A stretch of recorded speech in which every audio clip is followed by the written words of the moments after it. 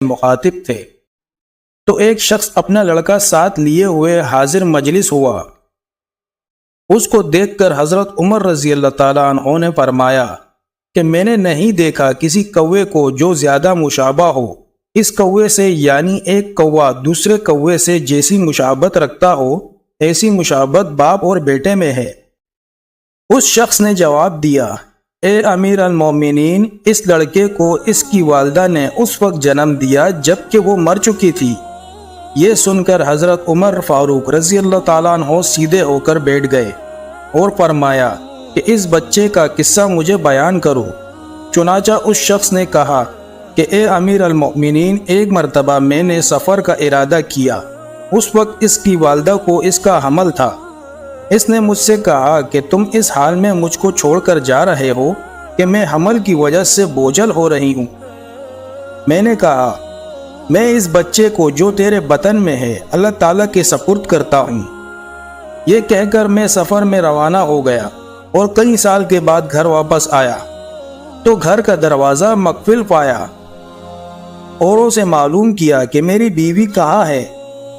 انہوں نے کہا کہ اس کا انتقال ہو گیا۔ میں نے اِنَّ لِلَّهِ پڑھا۔ اس کے بعد اپنی بیوی کی قبر پہ گیا۔ میرے چچا زاد بھائی میرے ساتھ تھے۔ میں کافی دیر تک قبر پر رکا رہا اور روتا رہا۔ میرے بھائی نے مجھے تسلی دی اور واپسی کا ارادہ کیا اور مجھے لانے لگے۔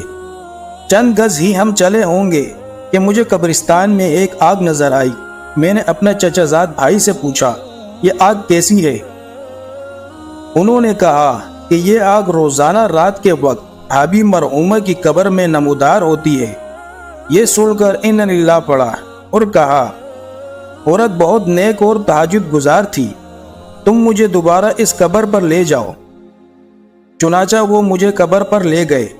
جب میں قبرستان میں داخل ہوا تو میرے چاچا زاد بھائی وہیں ٹھٹک گئے اور میں تنہا اپنی مرحومہ بیوی کی قبر پر پہنچا تو کیا دیکھتا ہوں کہ قبر کھلی ہوئی ہے اور بیوی بیٹھی ہے۔ یہ لڑکا اس کے چاروں طرف گھوم رہا ہے۔ ابھی میں اس طرف متوجہ تھا کہ ایک غیبی آواز آئی کہ اللہ تعالیٰ کو اپنی امانت سپرد کرنے والے اپنی امانت واپس لے لے، اور اگر تو اس کی والدہ کو بھی اللہ تعالیٰ کے سپرد کرتا تو وہ بھی تجھ کو مل جاتی۔ یہ سن کر میں نے لڑکے کو اٹھا لیا۔ میرے لڑکے کو اٹھاتے ہی قبر برابر ہو گئی۔